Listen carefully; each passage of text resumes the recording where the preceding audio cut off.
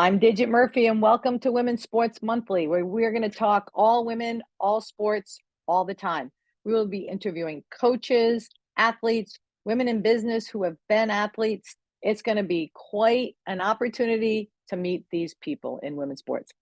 So today's show, we're going to interview Colleen Coyne, who is the former president of the PHF Boston Pride show. We're going to talk a little PWHL, the new Women's Sports League. And we're also going to talk Connecticut sports with Chris McKenzie. Stay tuned. We will be right back.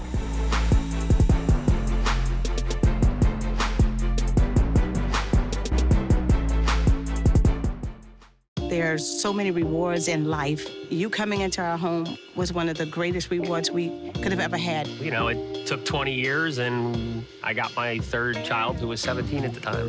It's so cool to watch the adult that you've become, and you really have done as much for us as you think we've done for you.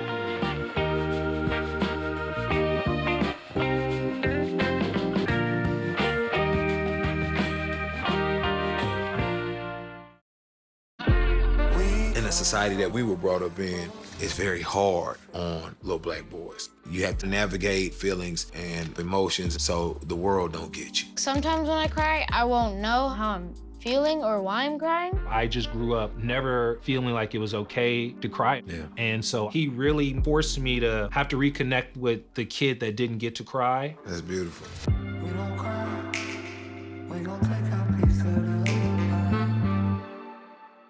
My dad was my hero. I wanted to do something to help people just like he did. A few years ago, he was diagnosed with cancer from doing search and recovery at Ground Zero in the aftermath of 9/11. I was holding his hand when he took his last breath. I didn't want to let him go. First Responders Children's Foundation gave me a scholarship that changed my life. I wanted my dad to be proud of me. I'm a nurse now. Help first responders and their families.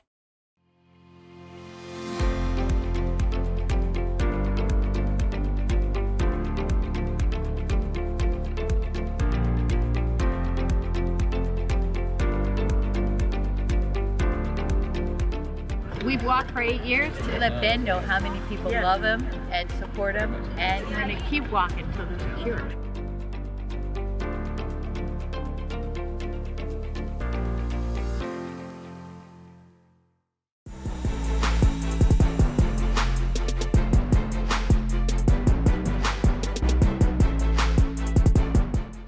Welcome to Women's Sports Monthly. I am Digit Murphy, and do we have a show for you? Right now, we have the famous Colleen Coyne, a 1998 Olympian, a good friend of mine, a president of the Boston Pride, former Boston Pride in the PHF, and just an all-round awesome human. Colleen Coyne, welcome to the show. Thanks, Digit. Thanks for having me on. This sounds like an exciting new venture that you're taking on here. Hey, you know, it is what it is. We got to talk all women, all sports, all the time. That's what we're going to do. So you being one of the most famous Olympians in the Boston area, in my opinion, in my humble opinion, because you did win the first gold medal when it really counted back in '98. You were top of pile when I said we have to start the show. So welcome. Thank you. Thank you very much. So I'm gonna tell a little story about Colleen because she was at UNH when I was a coach back in the day when I coached a long time ago. You don't have to get into you were on one of the national teams that I coached. I was an assistant because your head coach Russell McCurdy was my head coach when we coached the national team. And talk a little bit about growing up back in the day playing, right? And fast forward to now, these opportunities that these kids have. Yeah, I mean, in a lot of ways, I just felt like I was really fortunate in a lot of ways, because, I mean, you might think like, oh, well, you didn't have, all the opportunities that the women have today when you were growing up. But, I grew up in a community that was relatively, really welcoming to all the, boys sports that I played. In fact, I just walked over a childhood friend of mine is married to the commissioner of the NWSL. And I just walked over from City Plaza because they just announced the new NWSL team today there, which is super exciting. But guys like him, kids like him when I were growing up, like like didn't treat me any different. So I never sort of felt, I mean, there were always some, but by and large, I feel really lucky that I had like, in terms of the kids that I grew up with, a supportive community. And then I feel like timing is just everything. Like Tabor Academy is where so I grew up playing youth hockey in Falmouth. Played for the Cape Cod Aces, which is an historic, women's program. But I was young. I was like 14 or 15, and it was a senior team. So they were like 19 and 20. And it just so happened that there was a little prep school over the bridge from Falmouth called Tabor Academy that it was starting their girls hockey program. And basically what that meant was not only did I have an opportunity to play with all girls, which was just amazing, but it went from me being on the ice like 2 to 3 times a week during the season to 5 to 6 days a week during the season, and being able to really practice and become a better player. And then of course, open another door to an opportunity at UNH where I was able to earn a scholarship with Russ. And I just feel like the timing was everything. And then while I was at UNH, they had the first world tournament. So I tried out for that team. I didn't make it. But it just started then. So now I had a new goal. And then in 1993 or 1994, they were like, oh, it's going to be an Olympic sport. And I'm like, oh, well, now I got a new goal. And the goals just kept kind of rolling out ahead of me. And the only one I missed was the professional opportunity. Yeah, that's a good segue into, being the president of the Boston Pride, the champion. Well, you didn't win last year, but you won several championships, which is awesome. And then having the PHF been bought out by the PWHL, and yesterday was the first draft day of the PWHL. So, how do you feel about kind of that transition from 13 teams now down to 6, the new kind of ownership and leadership? Like, talk a little bit about the PWHL and what your thoughts are. Yeah, so I watched the draft. By and large, that was exciting. You could see, I try to just put myself in the position of the people that are involved, and you could see the players coming out of college that were there getting drafted, and their parents were there, and they're tearing up. And, for them, from their perspective, best day of their lives, right? Like coolest day ever. And just the amount of talent that was like drafted throughout the day, like super exciting. So I think that, there was a lot of goodness there. You do have to think that you mentioned at the beginning of the question, moving from like 11 or 13, teams or groups of teams, I suppose, to down to 6, that just leaves a lot of players on the sidelines, which is obviously unfortunate, but we all know, nothing is linear. And, sometimes it's 1 step forward, 2 steps back. And, but, I remain hopeful.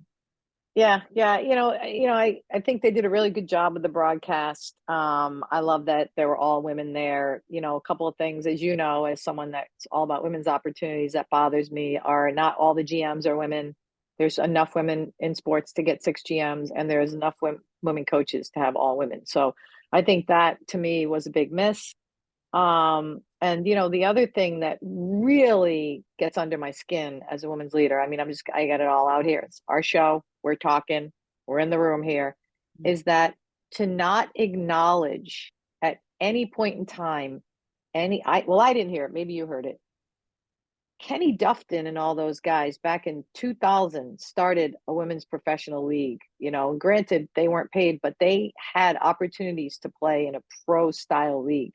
They didn't say anything about that. Pat and Fran, the Ontario hockey ladies that started it back then, people that we can't name because they're under lawsuit in the US, that started girls hockey, CWHL, they may have said that. NWHL, PHF. Yesterday's day was like, oh, this is the first time it's ever happened. So I think it was a big miss to not at least acknowledge, besides for one person with Billie Jean King going, and we acknowledge all the people that came before us, but this is an historic day. No, that doesn't fly with me. They should have had PHF people up there giving even Reagan Carey, she was the old commissioner, Tyler Taminia. They had me, you. They had so many people that they could have integrated. They could have had the histories connect, and that didn't happen. So yeah, so I'm going to stop there because, you know, no, it's the truth, and people need to hear the truth, right? And to just stop and say this didn't happen is false. It's fake news. Okay, it did happen. We had people that cared, and the truth needs to come out. You can't just say it didn't happen. So that's just my take on it. Anything to say about that? You don't have to. Well, I mean, I think that, you know, look, when they look back at everything, nothing ever goes perfectly, but I do think, especially you, I mean, you've got the whole history, you know, thing, like it's so, history is so important. It's so important, not just to you, it's just important, full stop. You know, I think that, you know, I hope that obviously it was sort of it wasn't a frictionless process, let's say that. Yeah. And so I gotta hope that with time, like all of that will come around. You know, I think, you know, I would love to see when Jillian Dempsey, who, you know, obviously was Boston for 8 years, you know, she's heading up to Montreal. I would love to see her acknowledged in a way when they come to Boston to play for all that she's done in the city for the sport of hockey. So I'm kind of hoping that with time, they will take care to make sure that those things are noted, because it is like, you know, I was on the board of the CWHL when they started, right. You know, and Danny Ryland, you know, started NWHL, and, you know, it's never going to be, it's never going to be perfect. You can just say, you know, it's never going to be perfect, but it's it's a little bit tough to, you know, sort of proactively say, like, you know, we're going to hit our bumps in the road. It's not going to be perfect, but we're here, we care, we're there, and not acknowledge that, like, you know, the bumps in the road that all the other people had were just that, bumps in the road that, you know, that brought us to they're going to hit a lot more. Let's face it. They're going to hit a lot more. Even with $100 million, you know, they're going to hit a lot more bumps. And, you know, when you look at the talent that the PHF now, okay, coming into the league, I mean, there were 33 players from the PHF, okay? They're a big, steady flow of talent into this league. And 27 were from the PWHPA. You know, I mean, that whole group, like 27, like they didn't train in the same situations that we did in the PHF, right? That's why you see this glut of talent, these 33. And I think a lot of the 27 were kind of kids that are trying to still hang around and make those national teams. So that's why you have that view, right? Yeah. And then you had 26 NCAA kids. So, you know, I mean, I could argue the point that there could have been more PHF players, okay?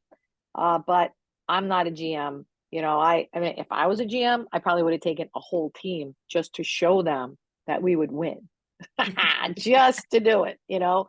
But that's just me, because you know that I'm a disruptor. Anyways, talking about the Boston team, you talked about Gerard. Talk about Dempsey going to Montreal. Like, what do you think about her going up there? She's going to give up her teaching, right? She has to. Well, she had planned to take a leave this year anyway from teaching to complete because the whole schedule in the PHF was going to change to daytime practices and you know, more like midweek games and stuff like that. So her plan all along, I believe, and she'll, you know, was to sort of take a leave this year so that she could focus on hockey. So I think that part is going to be fine. You know, obviously she's got to move up, you know, find a place in Montreal and do a lot of things that, you know, she's a Winthrop kid through and through and has spent most of her days in Winthrop. So it's going to be, you know, an adventure for her. I think that she has to be happy that she has to be happy that she was picked up and drafted. And she was drafted by a very, like, that was an astute move on their part. Like, you know, I think Sauvageau is the master. Sauvageau is the master. And she had Mick there to help her. He's the analytics guy. He's no joke there either. So they got a gem. They got a gem in Dempsey. I suspect that, you know, she's going to have to process it because it's so new. But, you know, she's going to be playing in this league and she's going to be, you know, a part of this going forward, which has always been important to her. So I'm happy for her. And like I said earlier, I just hope that when the time comes in Montreal, heads down to Boston, that they take the time somehow, some way to acknowledge that all that she's done for women's hockey in Boston. Yeah. And I'm going to make a prediction right now. Make a prediction. Because Sauvageau and Corey Chevry are got a dynamic duo, a formidable dynamic duo to be reckoned with. They are going to be in the finals against Toronto. Okay. It's going to be the master, okay, and the student, because, you got Sauvageau as the GM, Gina, and then you got the coach, Troy, against his Corey Chevry, who worked for him for Hockey Canada. Yeah. And she and Sauvageau are going to come up victorious. All right. That's my prediction. There you go. I'm going with the women. I'm going with the all women Yep. staff. Fair. So talk to me a little bit about, your thoughts on, the draft, the coaching, the GM. I mean, I personally think it's a little too much in the NHL mindset, but I thought they could have been a little more creative in how they kind of did it. Where do you think they're going to play? So rumors, well, for Boston in particular, the rumors are that they're going to practice in Wellesley at the Boston Sports Institute. I think that's what it's called, which is where the Pride were going to practice as well. It's a great facility. It's got everything they need, athletic training. There's even hospital, like medical care there. It's a great facility. And then the other rumors that they're going to play at Songus Arena in Lowell. I had also heard Walter Brown, but the latest thing that I heard was Lowell again. So I guess we'll know soon enough. How do you start a league with no rink? Yeah, I don't know. I mean, all of this happens so fast, right? And there's two sides of it. And there's a reason all of that happened so quickly. And it's not just that side of it, right? They probably didn't really anticipate this happening this quickly either. Yeah. So, but yet they had to run with it, because otherwise they lose all momentum. Like if there's no PHF and there's no PWHF for a year. I'm gonna throw another scenario. How about this? How about you do it right for the year and you keep in your format? I do it right, meaning, you've got your rank, you got your schedule, you got your logos, you got your teams, and you run it in the PWHPA format, showcase format for that year. And then, you do a limited schedule, then you roll it out. I mean, that's what I would have done if I was the commissioner. I would have asked. It's okay. Just saying, I think that there could have been a little bit more, because I think it just, to me, it looks a little weird, right? It looks a little weird that you don't have logos, you don't have jerseys, you don't have locations, you don't have a schedule. Just to me, it just doesn't. They got $100 million, right? Yeah. Figure it out. Go faster. These athletes, for all those years, Colleen, remember, they were complaining that they don't have. They don't have now yet. So let's see when they get it. Yeah, I mean, obviously, I'm eager to hear all of that stuff. Particularly like the team names. I think there was a little bit of a preview into what the team colors might be, but just by the draft cards, looks like Boston could be like a green color, which is interesting because this NWSL team is green as well. So the city with the Celtics, maybe like Irish. Yeah. So the Celtics, the new soccer team, and maybe the new hockey team are all going green. But I mean, look, I'm really eager to see how it all goes. I just hope they bring the passion to it. I hope they bring the right people in that really, really care about it. I know that it's been hard because, personally, it's a tough spot to be in. Obviously, like, you're in it. Like, I was loving what I was doing. I was loving where we were going. And then something like out of your control kind of turns the tables on you. And, it's a hit to the spirit. It's a hit to the ego. And so I'm trying just to remain positive and see how it all rolls out, and really just hope that these guys are doing this. These guys, meaning the new ownership group and all that, are in it for the right reasons and are in it for the long haul, because they have so much control, which I know was one of the things that we were critiqued about, is that we had, there was too much concentrated control. And that, and now, it's the same situation. So all you can really do is hope that they execute on the intentions that they have stated. Yeah, no, I agree. And I think what we learned, okay, is that sometimes it is money over mission. It was a very targeted business deal, right?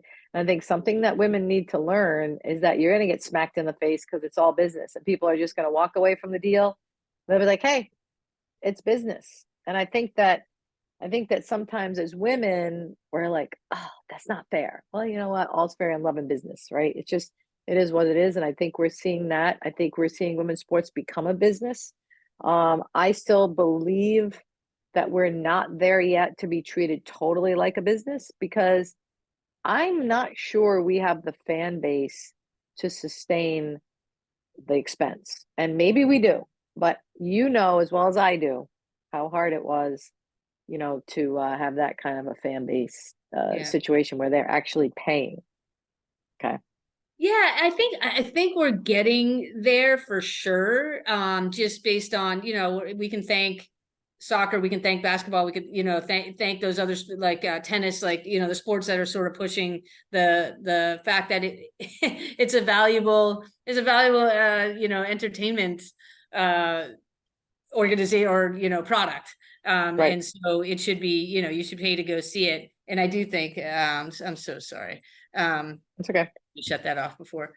I do think that people are valuing that, and people want to, pay to see it. I think that, the one thing that ironically maybe is underestimated is like the marketing budget. Like, you have to pay to market, to get out into the community, so that people not just know who you are, but learn to like you, learn to want to be connected with you and show up and be part of whatever it is that, you've stated as your mission. And I think that that's hard to do. It takes a lot. Like, you can see what Angel City's doing, right? Like they're spending a ton of money, but it's paying off. Yeah. And I think that, this, hopefully we'll see more of that. Like you said, they have $100 million. I hope that they really put the full court press on the marketing part, because if you do it, I think people will show up. I mean, we saw it Bentley last year. It was pretty good. Think about it. How much time did we have to pull that together? 2 weeks? I know. Well, the Boston Pride, starting with the Blades back when, we were there. The C-Dub, and then the ongoing NWHL product, then to the PHF. Like, we built a fan base in Boston, so hopefully that's going to be a great market for them to have. For those of you who've just tuned into the show, we are with Women's Sports Monthly with Digit Murphy. I'm talking with our guest Colleen Coyne. This is in conjunction with the Connecticut Sports Writers Alliance and Play It Forward Sport Partnership. Colleen, so mentioning that you're there today with the NWSL news in Boston, it's the, what is it, the 15th team in the NWSL? 15th team. What are you thinking? Yeah, let's talk about women's soccer. Talk to me about what your thoughts are in Boston. Are they going to draw? Do you think they have enough of a fan base? I mean, I think it's pretty exciting myself. Yeah, you would love this ownership group, Dibs. It's all women. They're fired up. I mean, we've got the mayor, obviously, the city of Boston right now. And our governor, the state, our governor is female, our lieutenant governor is female, everyone's female. Boston is female. It is right now, at this moment in time. And there was a ton of energy behind this announcement today. They're going to be renovating White Stadium, which is in the heart of Boston, to be compliant with the NWSL needs, but it's also going to be a community facility. So the Boston Public Schools are going to benefit from it. The surrounding communities are going to benefit from it when it's not being used, because quite literally they're going to train there, but they're only going to have 20 games a season there. Yep. But they're going to spend a ton of dough to renovate it and make it like a real community center for the community, which I think is great. And yeah, I mean, it's gonna be a challenge, but soccer's, I mean, it's gangbusters right now. And like I said, there's a ton of energy going into it because it is like women based, it is community based. It is. I just have a Play it ton forward. of. I'm going to put you up there. You're going to take the nonprofit, Colleen. Just get in there. Go do some stuff with them. You got it. Right? So just yeah, tell them, so we're here. They don't kick off until 2026. Mm-hmm. But you know that obviously this was the commissioner was there. She had awarded she awarded 3 expansion teams in 18 months. Good for her. So well, yeah, she's a hockey person. She goes fast. You know, she did. yes. So Jessica actually ran into her at an Islanders game. She was at the Islanders when we were doing something with the Ribs back in the she's friendly with those guys. Yeah. She's a firecracker, and I just am a real big fan of what she's doing. I love the women only groups that she's bringing in. I love what she's doing with the energy. So you gotta love them. You gotta root for them, right? You gotta root for them. And the other thing, when you were up in Toronto, sorry, I'll get to that. But when you were up in Toronto and like, you know, we were talking about like the value, right? You can't like, I get that some people are like, well, give the tickets away so that we have a full house. Like, well, number one, like there's nothing valuable and free. Like people will be like, well, they'll look at the ticket and they'll get an invitation to go out to dinner and they'll be like, well, I didn't pay for it anyway, so I'm not going to go. Doesn't matter. Yep. But she, in terms of selling these new franchises, like she's like hardcore, like selling them. Yeah. Oh yeah. If you don't like, there is a minimum, like there's like, don't talk to me if you're not going to meet at least this minimum for what a franchise is worth. And they're turning people away left and right because they've got like one toe in the, you know, in the water. And she's like, she's like, you're either all in or you're not in at all. And she's really, you know, making sure that people are invested in it. It's pretty exciting. Well, we're excited. We need more commissioners like Jessica Berman. Let's go, Jess. Talk to me. Did they say the name of the team? Boston Unity. Oh, that's a nice name. It's kind of like Boston Pride, Boston Unity. Sure. All right. Let me see that.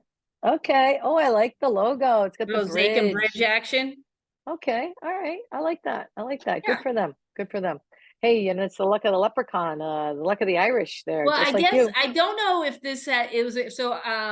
Jennifer Epstein is the controlling owner. Her dad is one of the owners of the Celtics. So we've got that green thing. But it's also, I believe, White Stadium is in what they call the Emerald Necklace. Okay. So that, you know, I'm not quite sure. Either way, it probably worked out pretty well for her. Just go green. Well, good for those guys. Well, so we're gonna wrap up. How can people, like, what are you doing? Are you doing social media? Do you want people to get a hold of you? You know, I'm Colleen Coyne. Yeah, I'm Colleen Coyne everywhere. It's not hard to find me on X, I guess is what we're calling it, X or Instagram. I'm still calling it Twitter. I'm happy. LinkedIn. I know. LinkedIn, I'm out there. Right now I'm exploring my different opportunities because with the Boston Pride, so went, obviously my role in the game right now. So I'm certainly keeping my mind open to opportunities here in the city with this new team, or, I'm having conversations hopefully, with the NWSL team, and just, something will get me, something will have that aha moment. That's the thing I want to do. So you have a great attitude, and I'm sure it's born in being such a great athlete, being an Olympian and doing such great things. You have a great attitude and positive energy. Love being around you, Colleen. Thank you so much for being our guest today. Thanks for having me, Did I really appreciate it.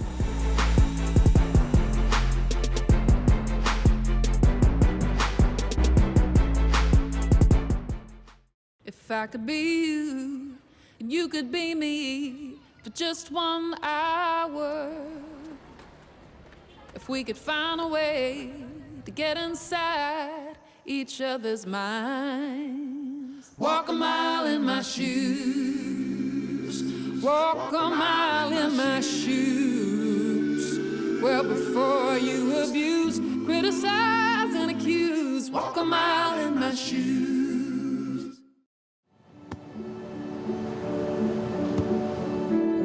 I don't remember how it started. Go to that. Our back and forth. It always came back. Dad! You probably don't remember what you told me, That was perfect. but I heard every word.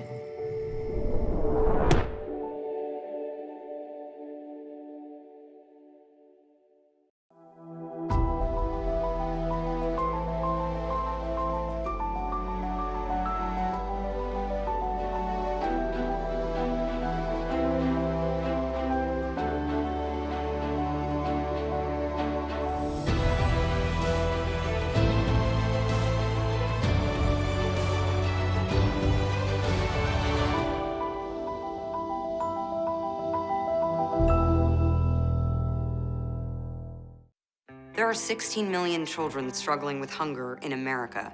That's 1 in 5 daughters, sons, neighbors, and classmates who don't know where their next meal is coming from. Yet billions of pounds of good food go to waste every year. It's time we do something about it. Feeding America is a nationwide network of food banks that helps provide meals to millions of kids and families in need. Visit feedingamerica.org to help them feed even more. Together, we can solve hunger. Together, we're feeding America.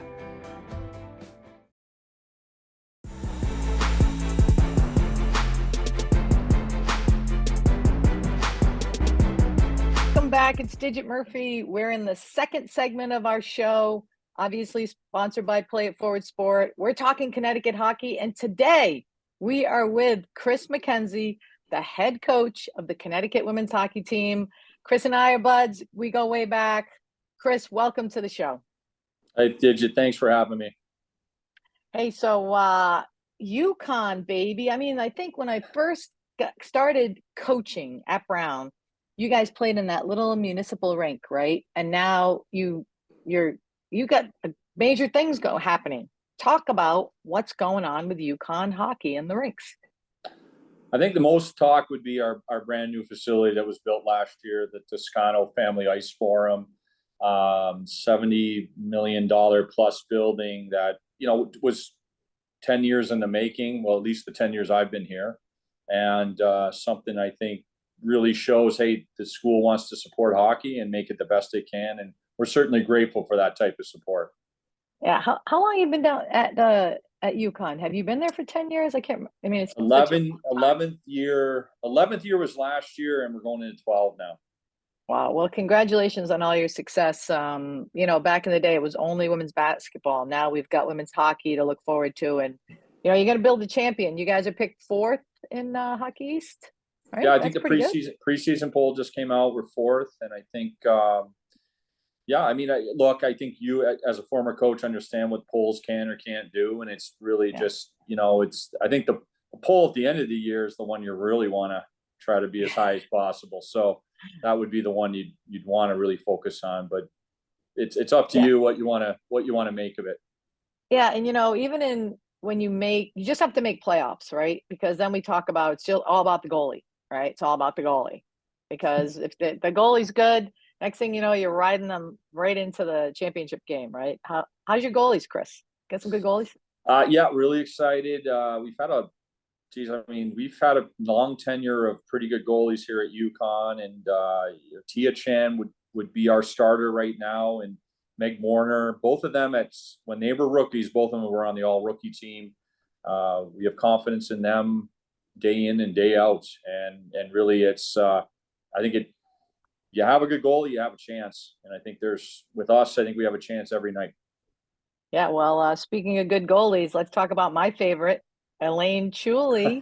Elaine Chuli, who played for us over in China for a couple of years, and then, of course, she was one of our first draft picks with the Toronto Six in the PHF. Now that the PHF is defunct, she was just picked up by Montreal in the PWHL draft. So let's talk a little bit about Choo Choo. She is a tremendous athlete, takes a lot of pride in her craft, very reliable, very, very competitive.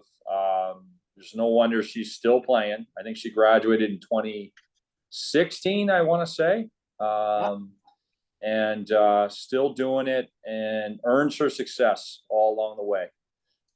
So you get out of it what you put into it. That'd be a great example for Elaine Truly, because she works hard at it. She cares about it, and just getting better and better every year.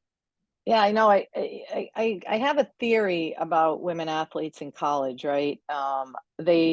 They've got a lot that they overthink on, and I know that Julie. She's an accountant, right?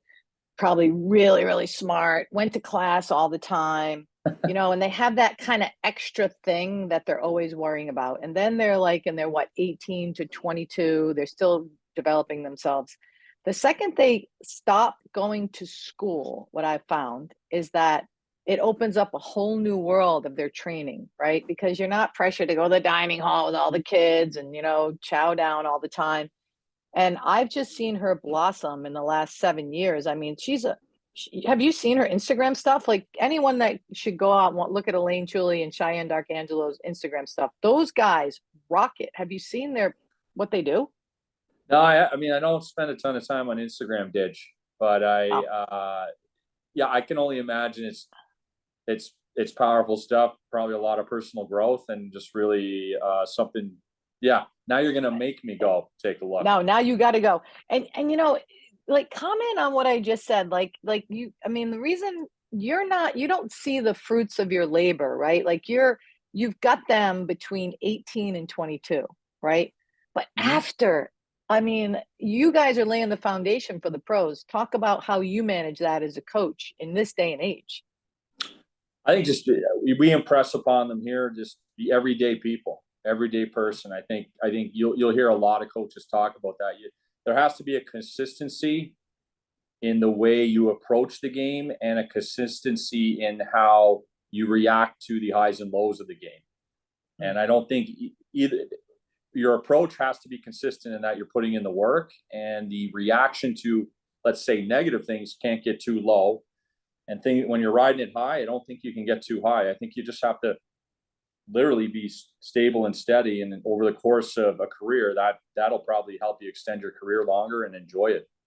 Yeah, and we always talked about the journey, when I was at Brown, or with the Six, and how you respond to those highs and lows. And I think, to your point, try to do the same thing, do the work every day. So we're looking forward to some really big things with that philosophy with UCONN. So Chris, for those of you who are just tuning in, we are with Play It Forward Sport. I'm with head coach Chris McKenzie of the UConn women's ice hockey team. So Chris, now you got another kid on your team that got picked up by Sweden. I'm not sure I'm saying this right. Frölunda. Katie Yearwood. Caitlin or Katie Yearwood? Caitlin. One of the Caitlin.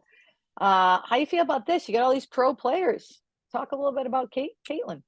Caitlin was a really hard worker, did a great job, especially for us last year, was our best penalty killing defenseman. I think they're probably looking for that at her new team in Sweden. I think she is going to embrace the opportunity to live in another country and play the sport that she loves. I hear it's very physical over there, so she will be very in tune with that and enjoy that, I think. That type of game she will not shy away from. Really proud of her. Here's somebody that persevered and worked very hard. Didn't play much her first few years and just kept at it and kept going. Fun fact about Caitlin, she's a black belt in karate. Well, so I had to just be very careful with myself around her. You never know what could happen. Don't go near her. Next thing you know, she does some ninja move on you. Yeah.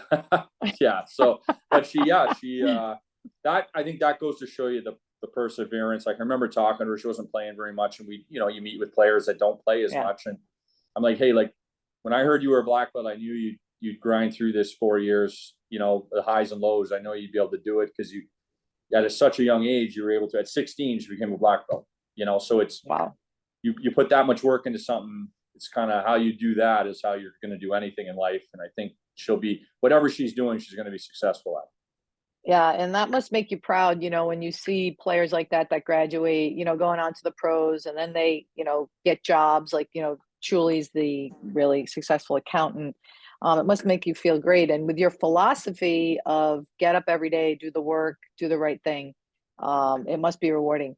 So, you've got a tough conference, right? You've got BC, you got BU, talk a little bit about how you as a coach continue to, work through those highs and lows. Give us some secret sauce there, Chris. How do you do it?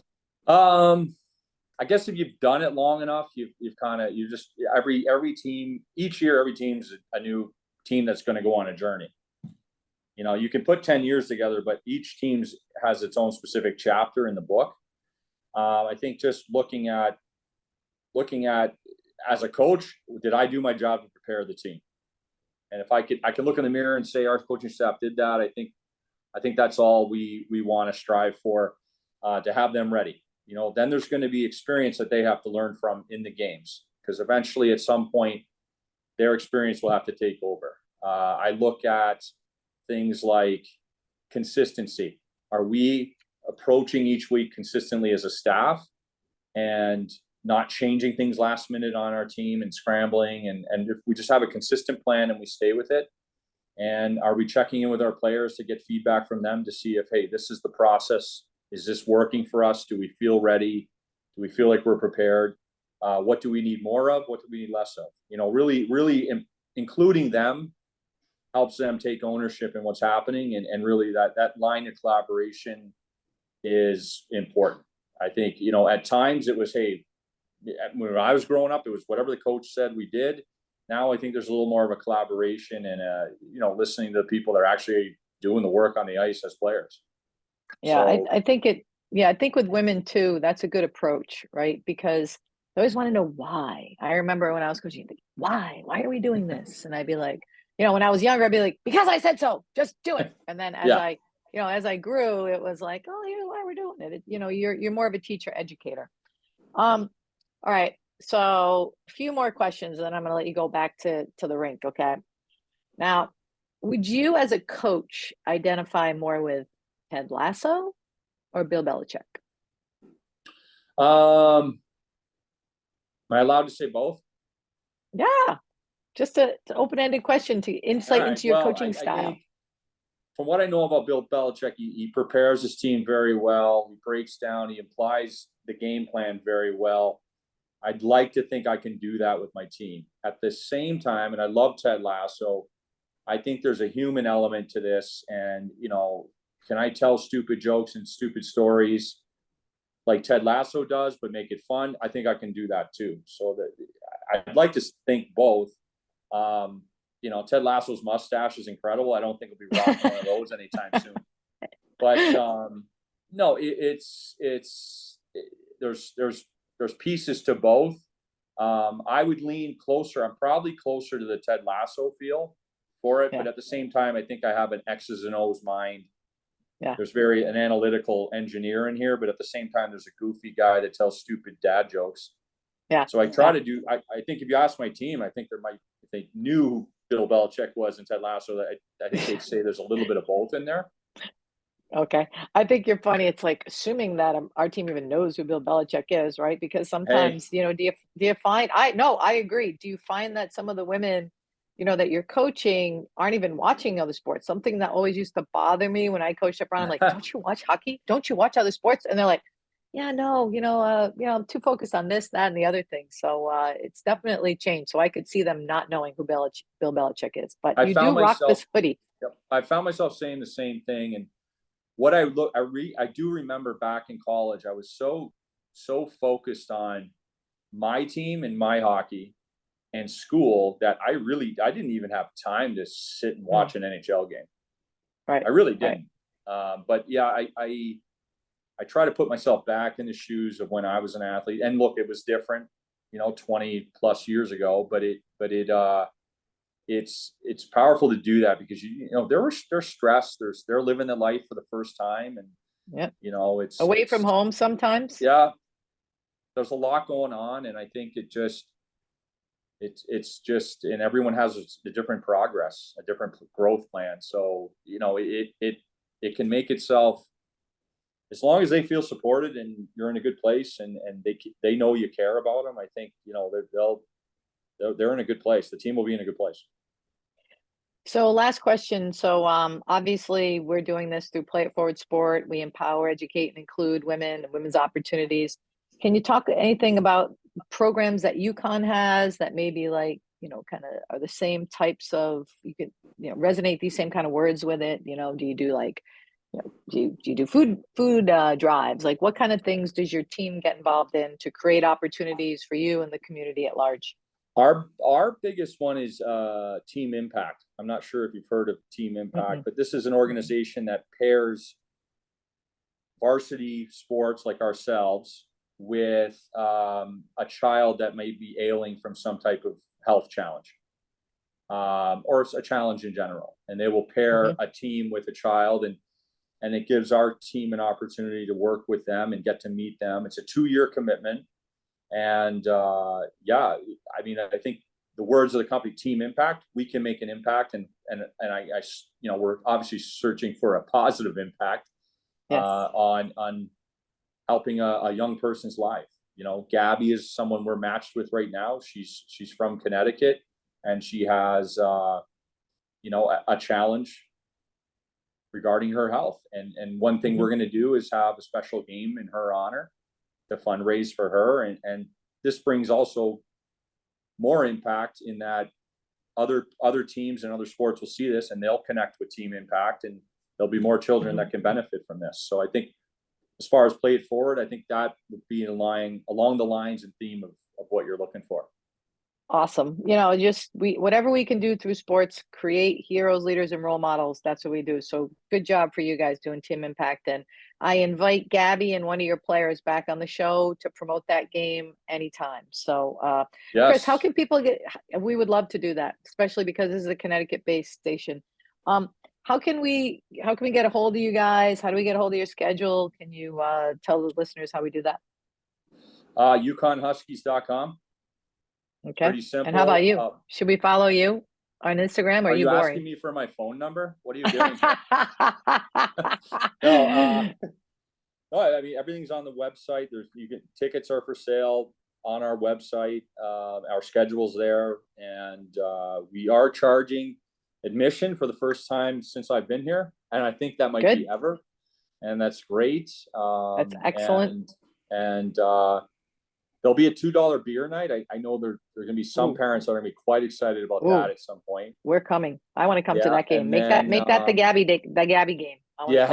And then you know, another thing, we'll have an alumni weekend. But to get a hold of us, I think it's just on the website, UConnHuskies.com, and just you'll be able to find everything you need there. Okay, so we'll try to promote that when we promote the show in the whatever is the show notes, right? Oh, okay, well, great. Chris, it was amazing having you on the show. It's been too long, but let's continue to keep this going, because I think we can really help make a difference in kids' lives. So thank you so much for coming. I'll come back on anytime, and if you want to circle back mid-season, we can check in, whatever you need. And I'm here for this. No problem. All right. Thanks, Chris. That's Chris McKenzie, UConn women's ice hockey coach, here talking about his UConn women's Husky.